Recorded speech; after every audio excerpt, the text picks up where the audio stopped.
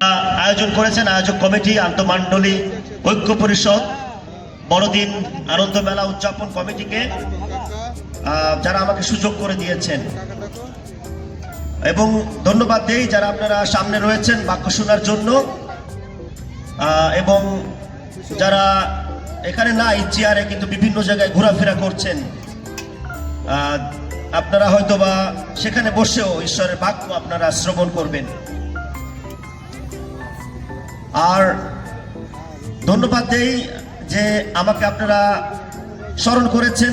আমি আপনাদেরই সন্তান, এই দক্ষিণ অঞ্চলের লোনা পানির বেড়ে ওঠা সন্তান আমি। আমার বাড়ি জাস্ট নদীর ওই পার বুড়িরডাঙ্গা, এবং এখানে যারা রয়েছেন আমি মনে করি সামহাও আপনি আমাদের বা আমার আত্মীয় হবেন, কারণ আত্মীয় স্বজন এই অঞ্চলে রয়েছে। প্রভুর গৌরব করি যে তিনি আমাকে ব্যবহার করছেন তার বাক্য বিভাজনের জন্য বিভিন্ন জায়গায়, বাংলাদেশের বিভিন্ন জায়গায় তিনি ব্যবহার করছেন। বিশেষ করে college of Christian theology Bangladesh, সেখানে আমি শিক্ষকতা করি এবং টিইই যে কার্যক্রম রয়েছে সেটি আমি পরিচালনা করি। আমার পরিচয় নিয়ে আমি দীর্ঘায়িত করব না, কারণ আমি আরেকজনের পরিচয় দেওয়ার জন্য এখানে এসেছি, আর তিনি হচ্ছেন আমাদের প্রভু যীশু খ্রিস্ট। আর আমরা যে বড়দিন উদযাপন করছি, বড়দিন শুধু একটি গোশালায় বা একটা গোয়াল ঘরে যিশুর বা একটি শিশুর জন্ম হয়েছে সেই ঘটনা নয়। আমরা এই পাশে একটি গোয়াল ঘর দেখতে পাচ্ছি, বা পাশে আছে। আজকে সেই ঘটনা বলতে চাই, যে ঘটনা পরাৎপর ঈশ্বর সদাপ্রভু বা খোদা তিনি সেই আদিতেই প্রতিশ্রুতি করেছিলেন যে মানবতার মুক্তির জন্য, শুধু মানবতা নয় সমগ্র বিশ্বের মুক্তির জন্য তিনি তার একজাত পুত্র এই পৃথিবীতে পাঠাবেন। আর শুধু বাইবেলেই সেই পুত্রের কথা, সেই যীশু খ্রিস্টের কথা, ঈসা আল মসিহের কথা 312 বেশি সেই ভাববাণী বলা হয়েছে। বিভিন্ন নবী, ভাববাদী, পয়গম্বর, মনীষীরা তার কথা বলেছেন, এবং এই বিভিন্ন মনীষী বা ভাববাদীদের মধ্যে যিশয় ভাববাদী অনেকবার তার কথা বলেছেন। আর যিশয় ভাববাদী যীশু খ্রিস্টের জন্মেরও 700 বছর আগে, যীশু খ্রিস্টের জন্মের 700 বছর আগে তিনি তার গ্রন্থে তার ভাববাণী তিনি উচ্চারণ করেছিলেন। আজকে আমি সেই ভাববাণী থেকে আমি ঈশ্বরের বাক্য বিভাজন করতে চাই। আর সেই ভাববাণী পাওয়া যায় যিশয় 9 অধ্যায় 6 পদ। আর আমি পাঠ করি, সেখানে লেখা আছে, কারণ একটি বালক আমাদের জন্য জন্মিয়াছেন, একটি পুত্র আমাদিগকে দেওয়া হইয়াছে, দত্ত হইয়াছে, আর তাহার স্কন্ধের উপরে কর্তৃত্ব ভার থাকিবে, এবং তাহার নাম হইবে আশ্চর্যমন্ত্রী, বিক্রমশালী ঈশ্বর, সনাতন পিতা, শান্তিরাজ। আসুন প্রভুর বাক্যের জন্য ধন্যবাদ দেই। প্রভু তোমাকে ধন্যবাদ দেই যে তুমি তোমার বাক্যের মধ্য দিয়ে তুমি সেই সত্য প্রকাশ করেছো। প্রভু, তুমি যদি এই বাক্য না দিতে আমরা সত্য জানতাম না, এবং তোমার পুত্র যীশু খ্রিস্ট সেই সত্য, কারণ তিনি বলেছেন আমি পথ, সত্য, জীবন। তুমি বাক্যের মধ্য দিয়ে সত্য জানার তৌফিক দান করো, সে সত্য জানার সে সাহায্য করো প্রভু, যেন আমরা জানতে পারি এবং সেভাবে জীবন যাপন করতে পারি। এই প্রার্থনা যীশু খ্রিস্টের নামে চাই, আমেন। পুত্র তুমি প্রসাব করবে, তাকে সেই ঈশ্বরের পুত্র বলা যাবে, কারণ পবিত্র আত্মার মধ্য দিয়ে সেই পুত্র পৃথিবীতে আসবেন। এটা আমাদের কথা নয়, পালকদের কথা নয়, বিশ্বাসীদের, খ্রিস্টানের কথা নয়, কিন্তু সেই ঈশ্বরের সেই কথা গাব্রিয়েল বা জিব্রাইল তিনি এসে বলছেন যে ঈশ্বর তার পবিত্র আত্মার মধ্য দিয়ে সেই পুত্র সেই মরিয়মের মধ্যে প্রবেশ করাবেন, আর এই জন্য তাকে ঈশ্বরের পুত্র বলা হবে, খোদার পুত্র বলা হবে তাকে। একদিন তিনি ফিরে আসবেন। তিনি যখন আসলেন তিনি বলছেন যে আমি আসিয়াছি কি করতে? আমি সেই রাজ্যের সুসমাচার প্রচার করতে আসিয়াছি, আমি সুসমাচার প্রচার করার জন্য আসিয়াছি। আর সেই সুসমাচার হচ্ছে ঈশ্বরের রাজ্য কায়েম করার সুসমাচার। আর তিনি আসলেন, তিনি নম্রতায় পৃথিবীকে শাসন করলেন। তিনি দেখালেন কিভাবে নম্রতার মধ্য দিয়ে সে রাজত্ব করতে হয়। মানুষ তাকে গ্রহণ করলো, তাকে বিশ্বাস করলো, হোসান্না ধ্বনি উঠালো, তাকে রাজা বলে তিনি ঘোষণা করলেন।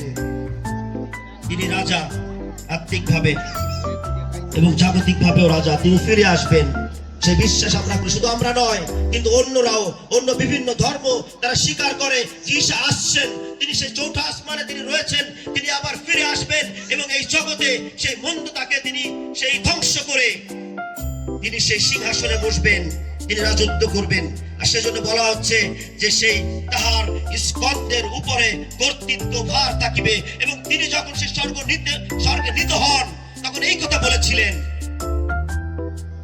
সমস্ত স্বর্গের এবং পৃথিবীর কর্তৃত্ব ভার আমাকে দত্ত হইয়াছে, এবং স্বর্গের এবং পৃথিবীর সমস্ত কর্তৃত্ব তার উপরে। তিনি হচ্ছেন রাজা, তার স্কন্ধের উপরে সেই দায়িত্ব রয়েছে। আর তার নাম হইবে আশ্চর্য মন্ত্রী,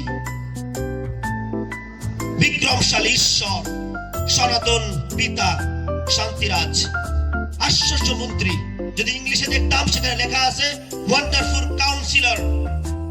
তিনি একজন পরামর্শদাতা। তিনি যখন এই পৃথিবীতে ছিলেন, তখন তিনি অত্যন্ত সুন্দরভাবে তিনি পরামর্শ দিয়েছেন, মানুষের ক্ষত বেঁধে দিয়েছেন। আমরা যদি যিশায়া 61 অধ্যায় 1 পদ দেখতাম, সেখানেও লেখা আছে এটি তার উদ্দেশ্য এই পৃথিবীতে আসার। তিনি বলেছেন, প্রভু সদাপ্রভুর আত্মা আমাদের অধিষ্ঠান করেন, কারণ নম্রগণের কাছে সুসমাচার প্রচার করিতে সদাপ্রভু আমাকে অভিষেক করিয়াছেন। তিনি আমাকে প্রেরণ করিয়াছেন যেন আমি ভগ্ন অন্তঃকরণ লোকদের ক্ষত বাঁধিয়া দেই, যেন বন্দী লোকদের কাছে মুক্তি ও কারাবদ্ধ লোকদের কাছে কারামোচন প্রচার করি, যেন সদাপ্রভুর প্রসন্নতার বৎসর ও আমাদের ঈশ্বরের প্রতিশোধের দিন ঘোষণা করি, যেন সমস্ত শোকার্তকে সান্ত্বনা করি। আবারও পড়ি শেষ পদ, শেষ লাইন, যেন সমুদয়, যেন সমস্ত শোকার্তকে সান্ত্বনা করি। একজন পরামর্শদাতা, তার কাজ হচ্ছে যিনি শোকের মধ্যে দিয়ে যাচ্ছে, কষ্টের মধ্যে দিয়ে যাচ্ছে, যিনি বন্দী দশার মধ্যে দিয়ে যাচ্ছে, যিনি অসুস্থতার মধ্যে দিয়ে যাচ্ছে, তার পাশে দাঁড়ানো, তাকে পরামর্শ দেওয়া, যেন তাকে তিনি সেই স্বস্তির আত্মা দিতে পারেন। আর যীশু খ্রিস্ট হচ্ছেন আমাদের জন্য পরামর্শদাতা। যখন আমাদের মনে কষ্ট থাকে, ব্যথা থাকে, মন ভেঙে যায়, যখন অভাবে পড়ি, অসুস্থতার পড়ি, যখন আমার পরিবারের কেউ মৃত্যুবরণ করে, তখন আমাদের উচিত হাঁটু গেড়ে তার সামনে আসা, তাকে জিজ্ঞাসা করা, তার কাছে প্রার্থনা করা, যেন তিনি উদ্ধার করতে পারেন। কারণ তিনি এই কাজের জন্য এই পৃথিবীতে এসেছেন।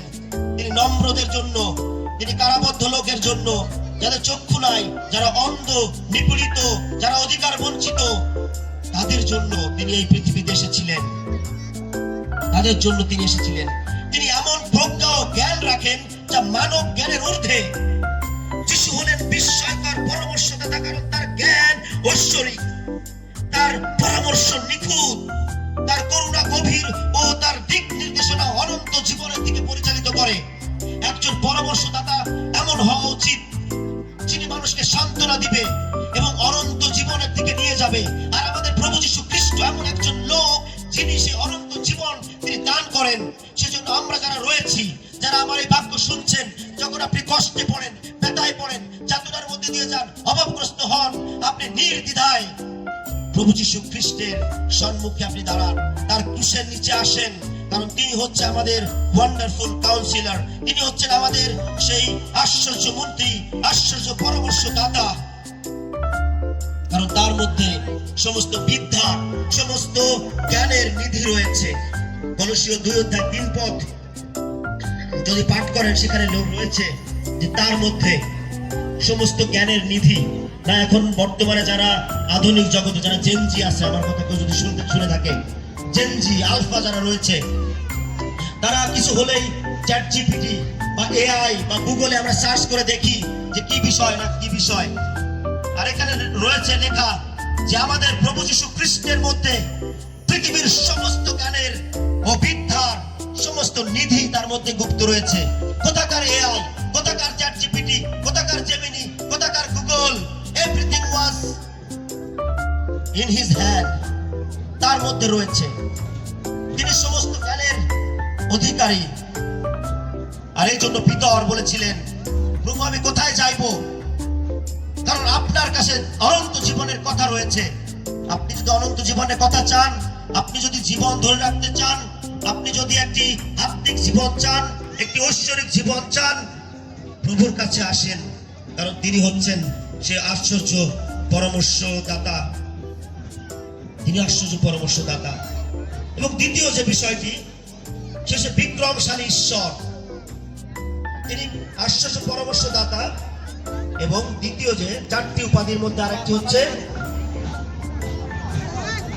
বিক্রমশালী ঈশ্বর।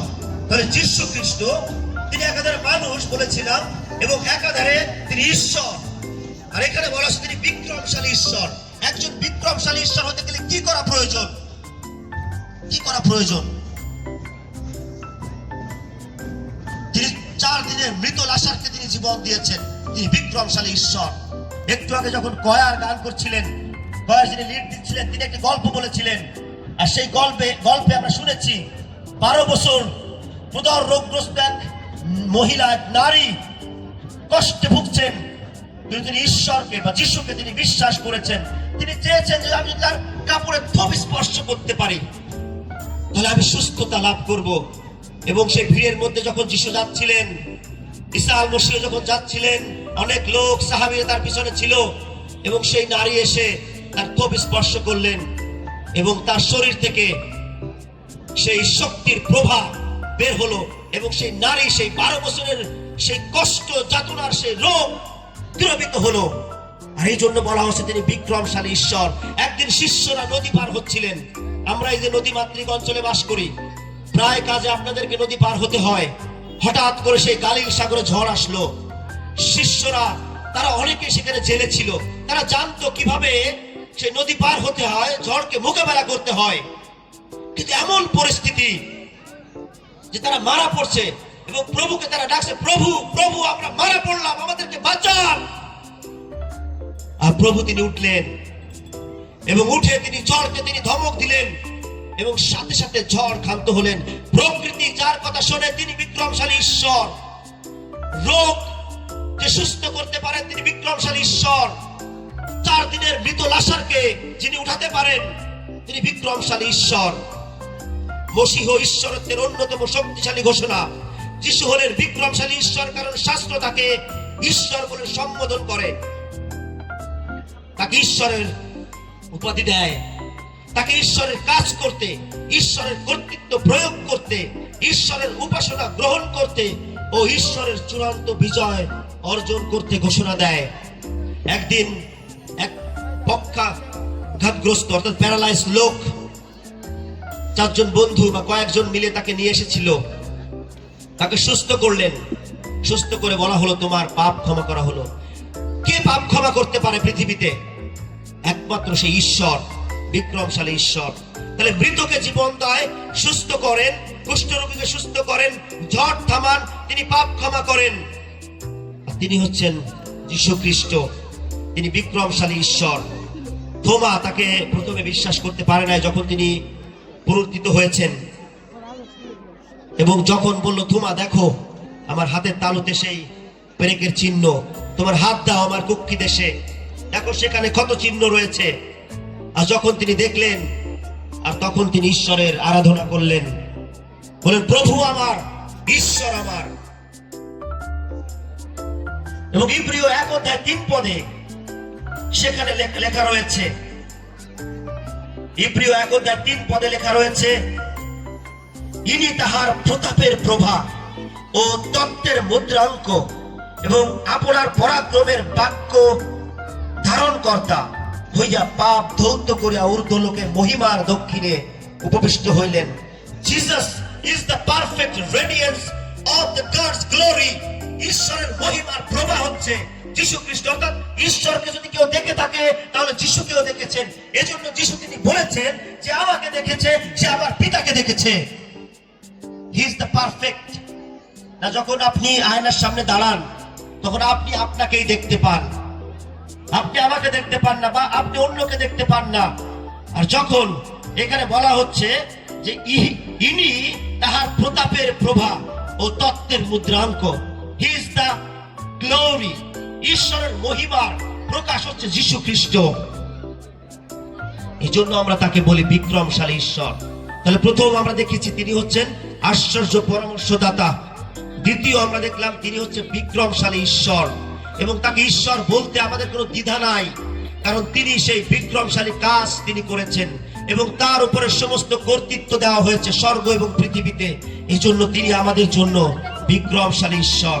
তিনি সর্বশক্তিমান, তিনি আমাদের উদ্ধার করেন। এবং তাকে বলা হচ্ছে সনাতন পিতা, অর্থাৎ চিরস্থায়ী পিতা। আমাদের আশেপাশে অনেক সেই সনাতন ধর্ম অবলম্বী রয়েছে, তারা বলে আমাদের এই ধর্ম অনেক পুরাতন, আর এইখানে এই বাক্যে বলছেন যে সনাতন পিতা। এই পিতা হচ্ছে সনাতন পিতা। তিনি প্রথমে ছিলেন, তিনি সৃষ্টির আদিতে ছিলেন এবং এখনো আছেন, তিনি থাকবেন এবং তিনি এই পৃথিবীতে ফিরে আসবেন। এটি যিশুকে ঈশ্বর পিতার সঙ্গে গুলিয়ে ফেলা নয়। ঈশ্বর তিনি পিতা, আবার এখানে বলছে তিনি সনাতন পিতা। পিতা হচ্ছেন তিনি যিনি যত্ন নেন, যিনি ভালোবাসেন, যিনি কেয়ার করেন। যিশু আমাদেরকে এমন ভাবে কেয়ার করেন যেমন পিতা তার সন্তানকে কেয়ার করেন, যত্ন নেন, আর সেই জন্য তাকে এই উপাধি দেওয়া হচ্ছে সনাতন পিতা। পিতৃসুলভ ভালোবাসা তিনি দেখিয়েছেন। যিনি পড়ে গিয়েছেন তাকে তিনি তুলে ধরেছেন, যিনি মৃত্যুবরণ করেছেন তিনি উঠিয়েছেন।